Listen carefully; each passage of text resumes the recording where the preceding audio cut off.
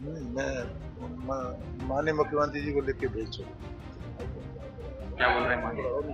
नहीं, आप वो विदेश से आएंगे तब पता लगेगा। जी। इस्तीफा तो दे ही देना चाहिए, क्यों रहना चाहिए? कुछ नैतिक जिम्मेवारी भी होती है व्यक्ति। देखिए, ये माननीय मुख्यमंत्री जी का विशेष अधिकार है। अगर वो देंगे तो संभालने के लिए मैं तैयार हूँ, उसमें कोई दिक्कत नहीं है। मध्य प्रदेश के विजयपुर विधानसभा सीट पर हुए उपचुनाव की एक हार के बाद मध्य प्रदेश की राजनीति किस तरीके से बदल रही है और आखिर मंत्री रामनिवास रावत की हार के बाद क्यों कई विधायक मंत्री पद पाने की कतार में खड़े हो गए हैं और कई मंत्री विभाग पाने के लिए भोपाल से दिल्ली तक की दौड़ लगा रहे हैं। इस पूरी खबर को विस्तार से समझ लीजिए। नमस्कार, मैं हूं अनुराग श्रीवास्तव और आप देख रहे हैं लोकमत हिंदी। मध्य प्रदेश का विजयपुर विधानसभा सीट, जहां पर बीजेपी को उपचुनाव में हार का सामना करना पड़ा, यहां पर मोहन सरकार के कैबिनेट मंत्री रामनिवास रावत चुनाव लड़ रहे थे। लेकिन इस एक सीट के हार के बाद मध्य प्रदेश की राजनीति में कई बड़े बदलाव देखने को मिल रहे हैं। दरअसल रावत के मंत्री पद जाने के बाद, यानी चुनाव हारने के बाद मंत्री पद से इस्तीफा देने के बाद कई सीनियर विधायक मंत्री पद पाने की जुगत में लग गए हैं और इसमें कई सीनियर विधायकों के नाम निकलकर सामने आ रहे हैं। इनमें दो महत्वपूर्ण नाम हैं जो कि सागर बुंदेलखंड से आते हैं। पूर्व मंत्री गोपाल भार्गव और पूर्व मंत्री भूपेंद्र सिंह मंत्री पद के प्रबल दावेदार माने जा रहे हैं।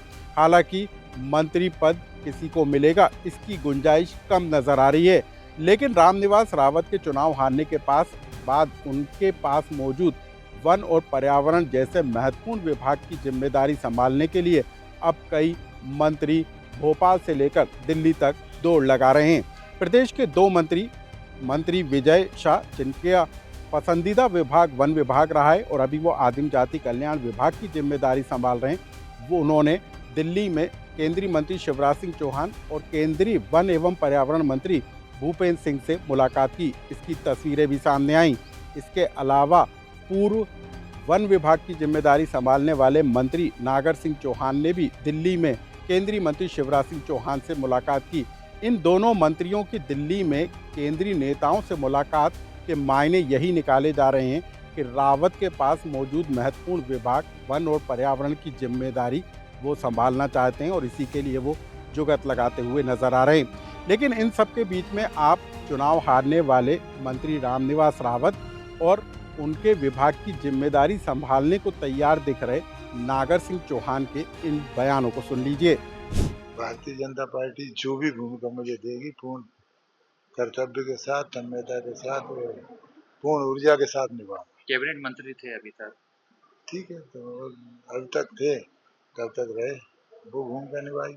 इस्तीफे की पेशकश भी करी थी आपने? इस्तीफे की पेशकश भी करी थी? नहीं, मैं माननीय मुख्यमंत्री जी को लिख के भेज चुका। क्या बोल रहे हैं माननीय? नहीं, आप वो विदेश से आएंगे तब पता लगेगा। जी। इस्तीफा तो दे ही देना चाहिए, क्यों रहना चाहिए? कुछ नैतिक जिम्मेवारी भी होती है व्यक्ति को। देखिए, ये माननीय मुख्यमंत्री जी का विशेष अधिकार है। अगर वो देंगे तो संभालने के लिए मैं तैयार हूँ, उसमें कोई दिक्कत नहीं है। लेकिन उनका माननीय मुख्यमंत्री जी का विशेष अधिकार है, वो किसको देते हैं। अब हम आपको बता दें कि विजयपुर विधानसभा सीट से चुनाव हारने के बाद रामनिवास रावत ने पद से इस्तीफा दे दिया है और मुख्यमंत्री मोहन यादव इस समय विदेश यात्रा पर हैं और मुख्यमंत्री के लौटने के बाद क्या किसी को मंत्री पद दिया जाएगा या फिर रामनिवास रावत के पास के मौजूद वन और पर्यावरण विभाग की जिम्मेदारी किसी दूसरे मंत्री को सौंपी जाएगी या फिर मुख्यमंत्री इन दोनों महत्वपूर्ण विभागों को अपने पास रखेंगे। इसके लिए मुख्यमंत्री के लौटने का इंतजार करना होगा।